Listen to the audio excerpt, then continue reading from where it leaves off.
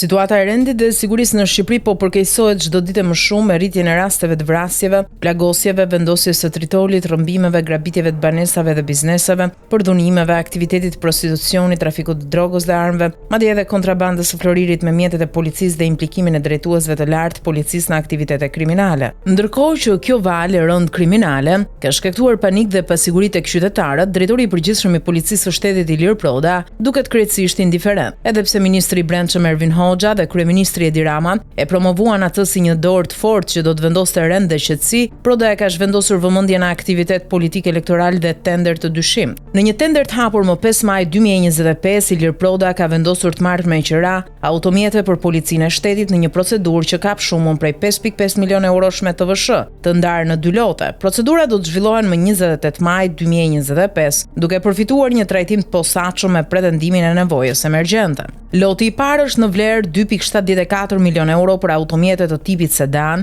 ndërsa loti i dytë në vlerë 2.76 milion euro për automjetet të tipit SUV, të cilat do të përdoren nga policia e shtetit për një periudhë 4 vjeçare. Përveç shumës së madhe të qeras, policia do të mbulojë edhe kostot e sigurimeve, kolaudimeve dhe mirëmbajtjes, duke ja rikthyer automjetet kompanisë private në përfundim të kontratës. Një analizë thjesht tregon se me këtë shumë policia mund të blinte rreth 275 automjete të reja me një kosto maksimale prej 20.000 euro secila, duke siguruar kështu një aset të qëndrueshëm për institucionin. Në vend të kësaj, Ilir Proda ka zgjedhur të vazhdojë praktikën korruptive të marrjes së automjeteve me qira duke favorizuar bizneset pranë qeverisë. Në fakt, kjo praktikë vazhdon prej më shumë se 10 vitesh. Ku pjesa më e madhe e këtyre kontratave i është dhënë kompanisë Classic SHPK në pronësi të Agron Papulit, një mik i ngushtë i kryeministrit Rama. Ky tender i ri i Prodës duket si vazhdimi i të njëjtit skenar abuziv dhe nepotik, ndërkohë që qytetarët vazhdojnë të vuajnë pasojat e një situate të përkeqësuar të rendit publik.